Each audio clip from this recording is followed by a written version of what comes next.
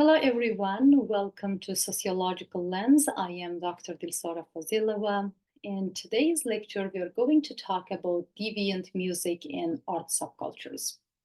These sorts of subcultures have long been associated with deviance, rebellion, and resistance to mainstream societal norms.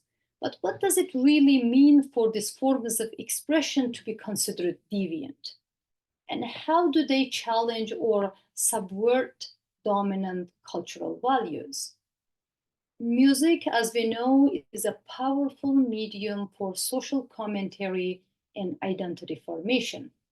For example, both hip hop and punk music, a subculture, emerged in response to political, economic, and social circumstances, giving voice to marginalized, racialized, or discriminated groups, and fostering a sense of community and resistance. From punk's anarchistic rejection of authority to hip hop's critique of systemic racism and inequality, these subcultures don't just create art, they create social movements. In today's lecture, we will be exploring how subcultures like hip hop and punk or punk music are considered as deviant in mainstream society. The role of music in expressing resistance and forming collective identities. We will also talk about the social, legal, and political consequences these subcultures face for challenging the status quo. As we unpack these themes, we will also examine how the broader societal theories of deviance can be applied to this kind of subcultures. Think about labeling theory or anomy that helps us understand this sort of formation of this sort of subcultures or functions of this sort of subcultures in society. For example, anomy can tell us how do this kind of subcultures offer alternative ways to cope with sense of disconnect from society's norms and values. We'll focus on particularly on hip hop and punk function as spaces of rebellion, but also they have been co-opted or commodified by the very systems they sought to resist. I encourage you all to consider not just the music itself, but the larger societal structures at play, how media, politics, and public perception shape our understanding of what is considered deviant in music and art. With that, I'll share my PowerPoint with you, and we will continue our discussion on music and art subcultures. Before we move on with our conversation about deviant music and art subcultures, let's remind ourselves what is the distinction between subcultures and countercultures. A subculture refers to a group within a larger group or larger society that shares distinct belief systems, distinct values, behaviors, or interests that set it apart from the mainstream society. While subcultures may differ from dominant cultural forms, they generally exist within and interact with a broader society without actively opposing them. A counterculture, on the other hand, a type of subculture that actively rejects and opposes the dominant societal norms and values. Therefore, we can think of subcultures, not that all countercultures are subcultures, but not all subcultures are countercultures. So with that, let's define what is deviance in music and art. When exploring this deviance in music and art, particularly music subcultures, Sociologists examine how certain musical forms and art styles are linked to deviant behavior or societal opposition. Now, deviance was, there is a certain structured norms and belief systems in society. As we deviate from those norms, we will be considered as deviant, right? Deviance doesn't mean negative, but just deviating yourself from mainstream society. For example, if from blonde to dark haired or black hair is norm in society, if you have green hair, that can be deviating from societal norms. People will look at you differently, maybe say something, maybe laugh at you. That can be form of punishing you or sanctioning you to bring you back to mainstream societal norms. So in this case, it's not really negative, but it is just a deviance, right? And now we can apply that same formula to deviant music and art subcultures. So there is a music and art in society basically enjoyed with different kinds of people.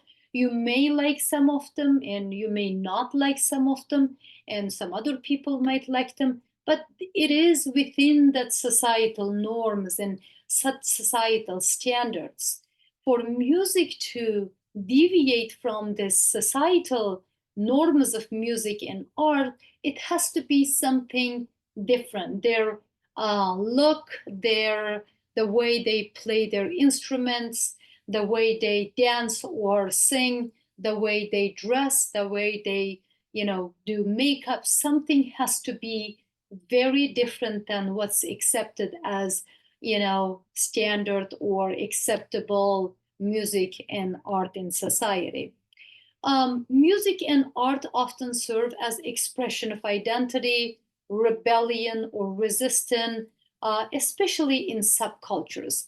And if the music and art is part of our identity, therefore creating different sort of identity, which is deviated from the mainstream societal identity, is considered deviant.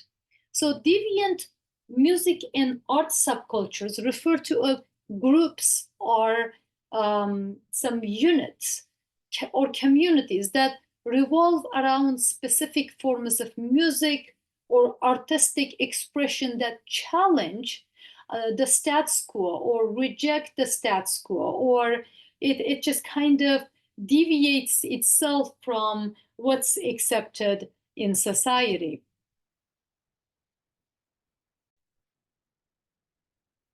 So this sort of subcultures often offer different sorts of values or expressions of self or behaviors that are seen as unconventional or transgressive, sometimes even illegal by mainstream society. And in these subcultures, there can be sort of, rebelling the authority or rebelling the mainstream society's norms, ingrained in their music or songs or their dance or their, they can show aggression, they can show all different kinds of ways of self-expression that is considered deviating from the societal norms. They often offer alternative ways to self-expression, identity formation and social belonging, arising in response to feelings of alienation, oppression, and dissatisfaction within with the status quo. Now, when people are expressing sort of response to this kind of feelings, like oppression, alienation, or dissatisfaction, people who are feeling the same way and feeling isolated, feeling that disconnected, feeling oppressed or dissatisfied, they can be joining these groups and feeling that they have a sense of belonging to this kind of music and art. They can relate to them, they can identify themselves with them, they can listen to them, they can join them. So the song and music is a very strong sense of medium between you and your self-expression. Therefore, they are very often very powerful. Let's talk about the origination of deviant music and art subcultures. Sometimes there are so many different factors contributes to their formation, and one of them can be resistance to mainstream culture or society. Many deviant music and art subcultures arise as a reaction against mainstream cultural norms, societal expectations, or dominant political structures. People sometimes engage in politics and go ahead and try to change the system, right? And other people express themselves in different ways through art and music instead of going and organizing revolution, for example, or rebelling in political ways. These subcultures offer alternative spaces where individuals can express their dissatisfaction and resist the pressures to conform. The way they hold themselves, that the way they play their music, sometimes showing their anger or aggression, connects them with other people who are feeling the same way. Example can be the punk rock subculture that emerged in 1970s as a rejection of polished, commercialized music industry and political conservatism of that time. Also, some music subcultures can be like there is, for example, this punk rock subculture. It's just a polished, everything is not original. This is all about, artificial look or certain kind of like a polished stuff, but they want to come across as natural and, giving them all, and they have actual talent and voice and way they can play that music, which is not automated or there's no like interference with all this kind of stuff like technology stuff. So that can be also going against the mainstream standards. If that became like, for example, polishing, the voices changed, music changed through automated systems, and all this stuff is happening, and the original way of producing music and going against that, all this artificial way of creating music can be actually considered as deviant behavior. They're aggressive, that for example, punk rock subcultures, aggressive sound and DIY echoes were direct challenges to the established norms in mainstream society's music formation. So that is one of the examples of resistance to mainstream standards. Oftentimes, these subcultures can be bringing people together from marginalized groups, which helps them to, forming their identity, or in some cases that can be a form of empowering them. Some subcultures are formed by this kind of groups, like, for example, racialized groups, marginalized groups, discriminated groups who use music, art as assert their identity and create a sense of community. They are empowered with what they do. They build this community. Everybody are, entrusted with this music, and they can express themselves, get that anger out of their system, and then they can express in a way that comes so natural because they have this resistance. They have this something hidden in them they didn't have a chance to express. Now they have this forum of subculture, allows them to express themselves in a powerful way. This is, this is more powerful than any kind of, ways of creating music, if that's coming from passionate place. These subcultures often highlight the experience of those who feel alienated from mainstream society, brings those kind of people together, and forms a certain identity that is really home for many people just like themselves. Hip hop can be an example to this. It emerged in Bronx, New York in the 1970s as a voice for Black and Latino youth facing poverty, racial discrimination, and police violence. Now, when you have this kinds of feelings like alienation, racial discrimination, and there is like a lots going on in society, but you're voiceless, that media is not allowing your voice to be heard, or that the very powerful structures keeping you under pressure and you cannot express themselves, this kind of musical subculture can be very powerful. The music, graffiti, and breakdancing offered a means of self-expression and sense of empowerment for this kind of people in 1970s. And so as you can see here is there are mostly racialized groups who express themselves, who brings others who are feeling the same way together, forming unity, forming expression. In some way, it is like bettering their life. They're creating spaces for identity formation, creating spaces for allowing them to express themselves, also creating spaces for rebellion or resistance to mainstream society, or resistance to oppression they are feeling in their lives. Another way of another factor for forming this kind of subcultures can be rejection of authority and social norms. And now, like, how we can distinguish between these two, you may ask, like marginalization and identity formation, and here rejection of authority and social norms. One of them is subculture. They are creating this form of culture within that culture, expressing themselves, expressing, forming identity, forming union of these people. But another one is, for example, in this case, it is a counterculture. So whenever the subculture is rejecting authority or intending for a transformation in society, that is a counterculture. They're trying to do something to change the status quo.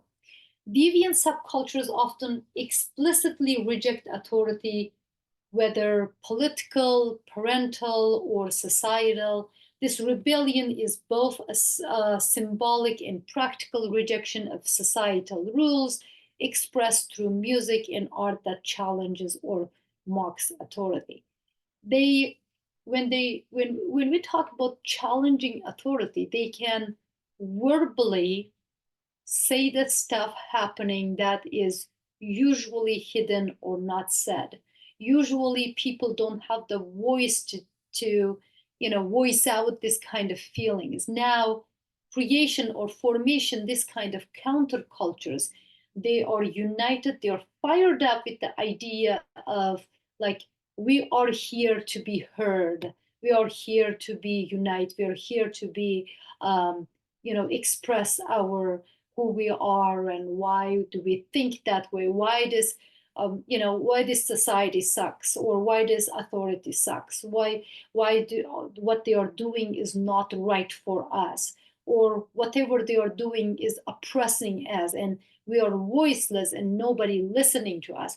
This is the kind of ideas this subcultures has, which is powerful. So example can be rave scene of the 1980s and 90s, with its embrace of electronic music, ecstasy, and underground dance parties, was often framed as a rejection of the work-driven, materialistic values of society. The illegality of many rave events added to their deviant status.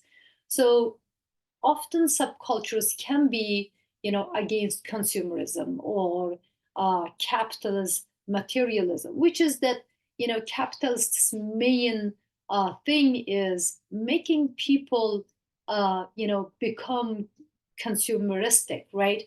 There is advertising out there to make us buy stuff. There are advertising out there to show us how should we live our lives. There's everything, just kind of influencing us to buy stuff and get stuff and become material, just all of those stuff. These subcultures can form to reject that and show people that is only one way of looking in your life. Like there can be a different sorts of expression, different way of being a human, living your life satisfied, living your life happy. So that is, again, although consumerism can be deviant or can be considered deviant in certain cases, because this society is, shaped around that capitalism and consumerism, this kind of belief system is actually considered as deviant. And I just keep thinking about, if we flip this, if if we think this kind of culture emerges, like for example, it's rejecting consumerism or materialistic life, for example, and then being materialistic in on a consumeristic, that can be considered as deviant subculture. It just depends in which side of the coin you're in, right? So the other one can be a desire for autonomy and creativity. Sometimes our society suppress our identity, suppress our freedom and autonomy. Also, it can suppress our creativity, especially after the industrialization. What happened is people were working in this industrialized, industrialized developments, and then therefore their creativity was lost in this, systems of labor and economy, that people were doing one thing all day and spending 8-10 hours in the manufacturing companies. So that basically took away people's creativity. Many deviant subcultures, for example, we are just talking about desire for autonomy and creativity, many of them emphasize individuality, creativity, and nonconformity to mainstream norms and authority, offering participants a space where they can freely express their personal identities. This autonomy can be reflected in both the form and content of their artistic or musical outputs. Example can be goth subcultures. They have their own way of expressing themselves, very dark makeup, dark clothes, and their music is quite sad. It's about death and, all these kinds of things. Probably you know better than I do. However, they have this identity, this melancholy that expresses who they are really. They were developed in late 1970s, emphasizing dark, introspective, and exploration of themes like death, melancholy, and existence against its distinctive fashion, music, goth rock, and art are often viewed as a rejection of mainstream society. And, as we study subcultures, now probably you know that they will have an identity. When you look from outside, you can recognize them as this group, the members of this group. Somehow, with something, they identify, they create identity. In the goth subcultures, especially, from their fashion to makeup to, all this, the ways that, they use rhetoric, social rhetoric they use, or cultural rhetoric they use, is distinguishable. They can stand out. That's the the way to recognize, or recognition of subcultures. Also, subcultures, musical and art subcultures can emerge from economic and political factors, especially for those who could not find themselves getting ahead in society because they just kept pulled down because of the pre-existing structures. They can feel oppressed, and that's when they turn to music as expression of themselves.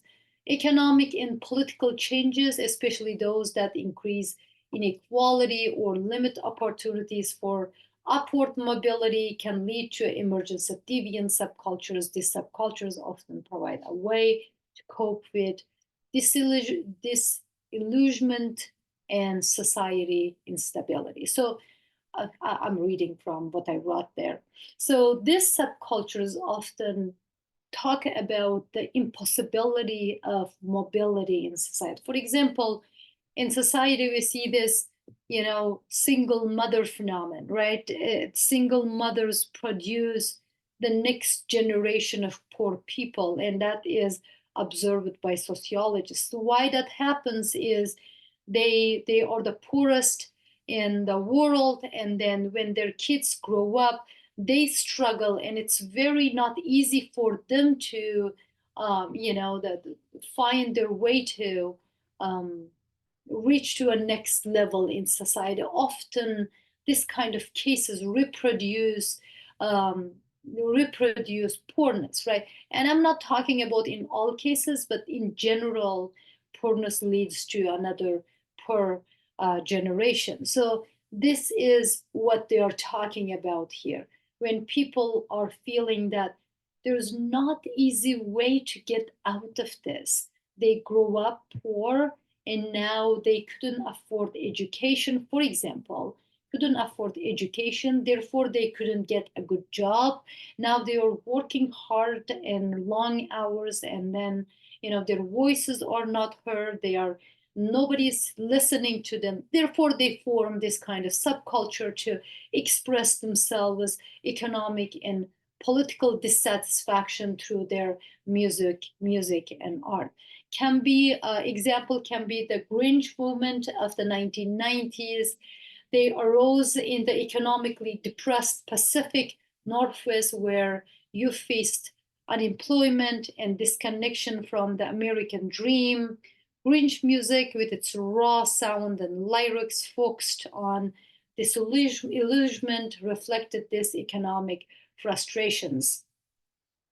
And again, like we talked about, their music is unique by its rawness, by its coming from frustration, coming from passion, coming from originality. Their music sometimes can be even better than some polished music out there. Therefore, there was always demand for this kind of expression of self in society.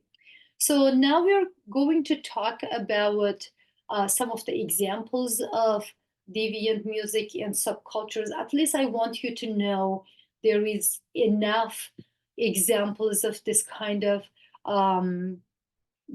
music and art subcultures that you can draw on them. If, for example, if you're thinking about, okay, well, this is the formation of this groups, and what kind of groups are out there. I want to give some information about them. The punk rock was formed in 1970s. They were fast, aggressive music, DIY echoes, anti-establishment lyric and imagery. So they were against the mainstream, or they were rebelling.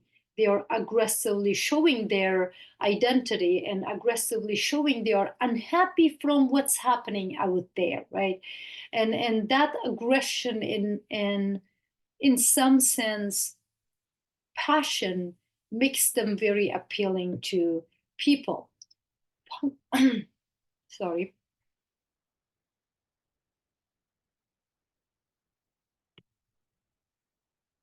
So punk music basically rejected mainstream norms of music, rejected fashion, rejected political norms, rejected societal norms, and promoted anarchism, nihilism, and rebellion against authority. And as we mentioned earlier, that can be one of the, against authority can be one of the factors for the formation of this kind of subcultures. Example is bands like Sex Pistols and the Clash exemplified punk's rejection of um, commercial and conservative societal norms. The second one can be hip hop, which formed in 1970s, and we still have them.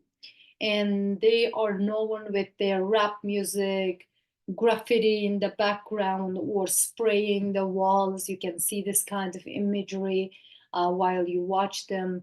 Break dancing and DJing focus on the street life, systematic inequality, and resistance to authority. Again, we can see this resistance, rebellion, right? Hip hop was initially seen as a deviant subculture because of its association with crime, violence, and anti police sentiment. They were just verbalizing all of them, like they hate this and hate that, and it's just violent and aggressive and all of those stuff. Its roots in graffiti art, which was often illegal, further enhanced its deviant image. So now we can see both sides of it. On one hand, they are deviating from the societal norms and verbalizing their aggression or their dissatisfaction from the norms. On the other hand, they are doing illegal stuff. So illegal does not, like there's the thing, like graffiti is not a crime that kills somebody, but it is like graffiti was kind of outlawed. Therefore, they are also committing certain forms of illegal act. So that makes them deviant and criminal, right? Example can be early rap artists like Public Enemy used their music to challenge institutional racism and police brutality. Now you can say that, so if they're challenging institutional racism and police brutality, we should not be consider them as deviant. We should be considered, or we should celebrate them as people who are fighting for changing the status quo and bringing, the equality in society and fighting for the other people's rights. And that's where it is challenging. Whenever you're, even you're right, challenging the status quo is considered as deviant. For example, during slavery, the period of slavery, people who showed dissatisfaction or showed their rebellion, they were rebellion towards their masters, that the slaves were rebellion, were considered as deviants and criminals. Now, that chapter flipped. Now slavery is deviant and criminal, not fighting against slavery. Fighting against slavery today is heroism. So the society, as societal norms change, what is considered as deviant also changes. Goth subculture, and that formed in 1970s and still exist. Their elements were like a dark, melancholic music and art, fascination with death and the supernatural, and all of those stuff just make them so unique, right? And we still recognize them. If we see them, we recognize them. Goth's theme of death, darkness, and introspection combined with distinct fashion choices, their rhetoric, their choice of music have often seen as morbid and deviant from traditional societal norms. Example can be bands like Bauhaus and The Cure created music and explores themes of alienation and all of those stuff that is actually part of goth culture, which which um, which kind of like um, goes against the norms created, belief systems created in society. We don't like to talk about death too much. We don't like to associate ourselves with elements of death and melancholy. We like to be different, progressive, and moving, happy, whatever. And that's why this is just, part of deviant culture. So heavy metal, and that started in 1960s and is still continuing. Probably it accepted in society more than before. And first, when it started, it was very deviant, and people were talking about that is kind of making youth bad and making them deviant and criminals and influencing their whatever, right, mentality or choices. So heavy metal was more deviant before than today. It was kind of can be recognized by its loud, distorted guitar sounds, aggressive lyrics, and often dark or violent themes. The descriptions of heavy metal has been associated with rebellion, violence, and occultism. Its fans have often been labeled as deviant due to music's transgressive themes and its challenges to religious or moral values. Black Sabbath can be considered, I would say that Kiss can be considered with some of them. Often they were criticized for its dark themes and association with devil worship, contributing to moral panics. And I have somebody in my family who is very like crazy fan of Kiss. So we have all this, Kiss stuff and Kiss music, Kiss toys, Kiss everything. So I can see how they are different from mainstream society. And then they kept their identity, the way their makeup was, the way their clothing was, the way they played music all this time, and they did not change, but they became more accepted in mainstream over time. Today, they are celebrated in the mainstream society, which wasn't the case in their early times. Raven in 1980s and 1990s, they kind of eroded over time. Their dance, like they were known for electronic dance music, underground rave parties, use of MDMA, ecstasy, and they can be identified with connected to illegal drug use, unregulated party spaces, and the rejection of mainstream nightlife. Rave culture emphasizes freedom, all of those breaking from societal expectations.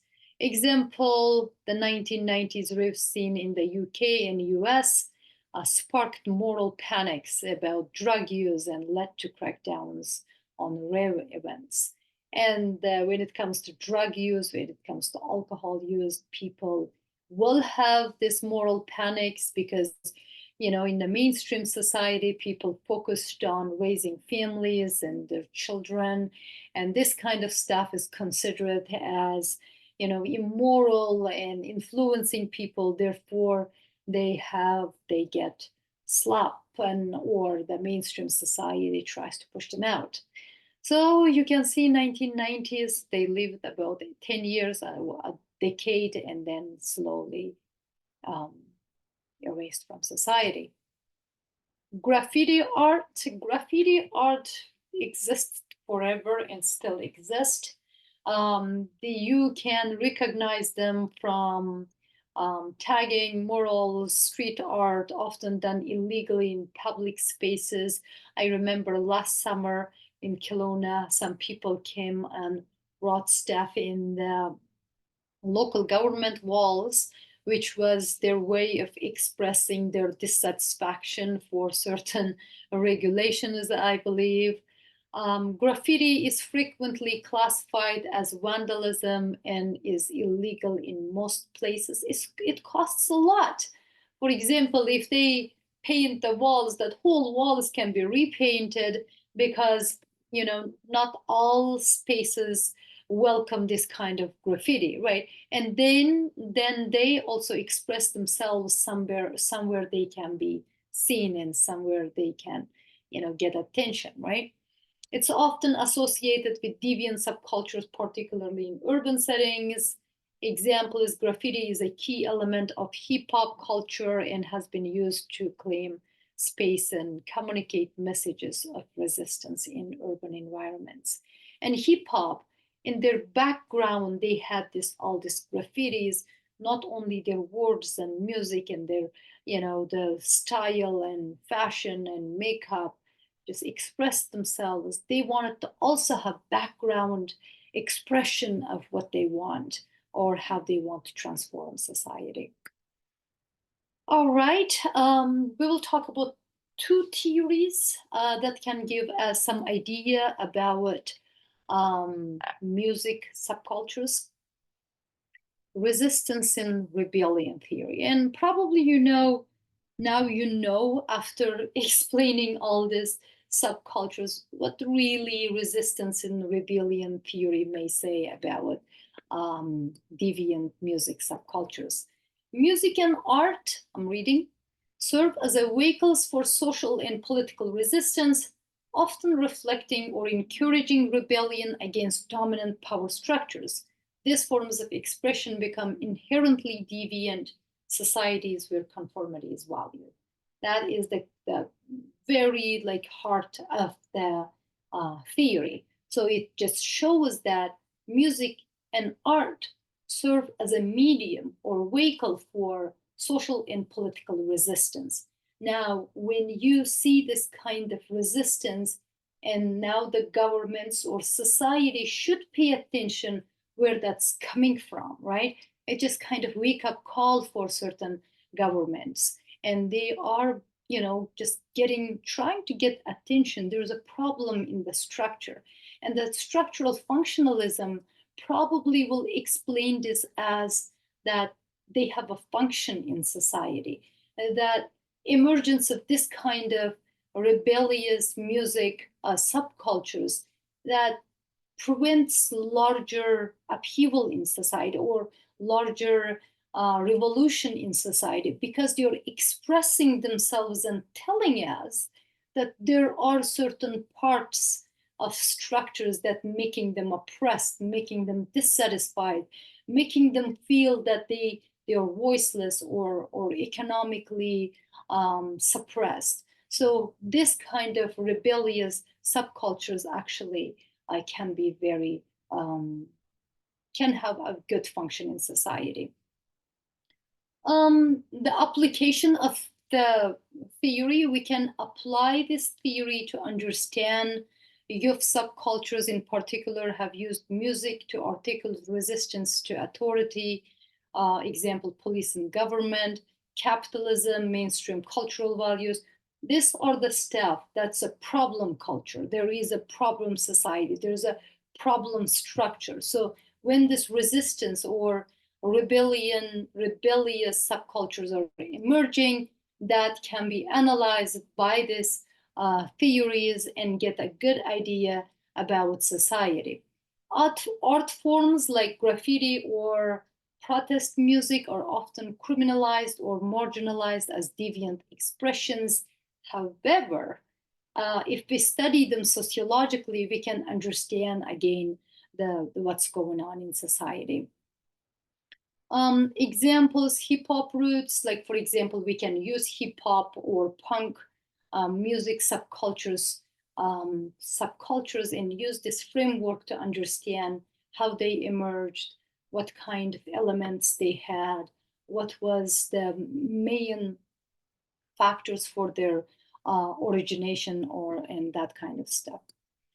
The second one we want to mention is commercialization and co-option of deviance. Now, most subcultures that disappears because there is a part of them is commercialized by mainstream culture and somehow gets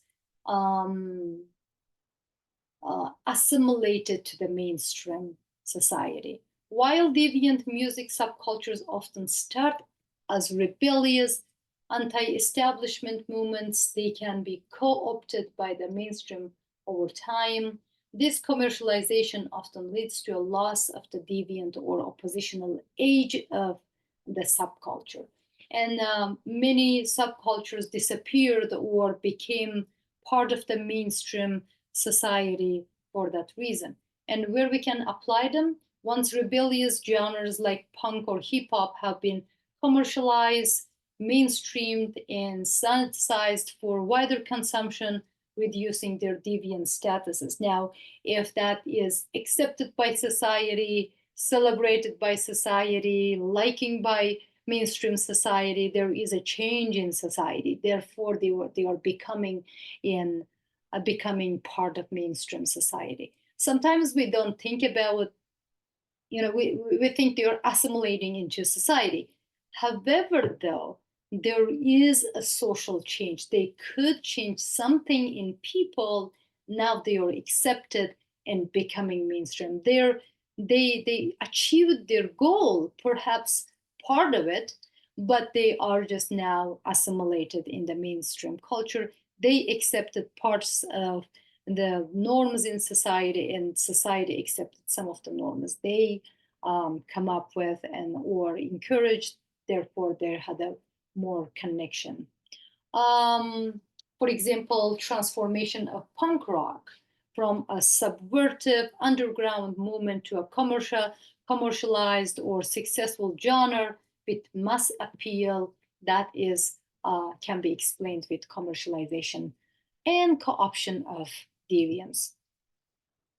Therefore, let me summarize. Before I summarize, let me just read this. Music and art subcultures often create spaces for deviant expression, offering individuals an identity and community that challenges mainstream society. Sociological theories help us understand how these subcultures form, how they are labeled and stigmatized, and how they both resist and get absorbed into a broader cultural landscape. So, as this short writing is expressing, there are all different kinds of elements in subcultures that can be explained from the frameworks of labeling theory or stigma or representation of self in representation of self is a very good way of explaining subcultures as well.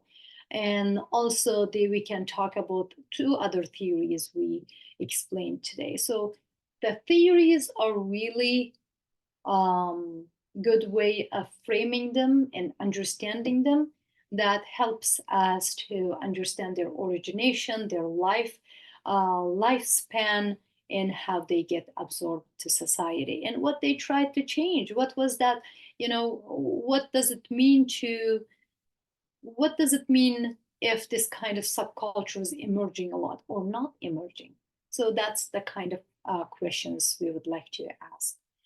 So as a summary, we studied today deviant music and art subcultures, how they emerge, and what are the main factors behind for their emergence. We tried to understand different kind of lifespans they have that becoming mainstream or getting absorbed by the mainstream society, being commercialized. And also we tried to understand that these subcultures have a function in society. They create spaces of belonging or spaces of identity formation for certain people. And usually the formation of this kind of subcultures comes from the dissatisfaction from the mainstream society or authority or such stuff. So over time, many of these subcultures are either embraced by mainstream society or continue to function as sites of resistance and subversion. So this is a short explanation of this deviant music and art subcultures. If you have any questions, please email me. I'll be happy to help you with that. And good luck. I'll see you in our next video. Bye-bye.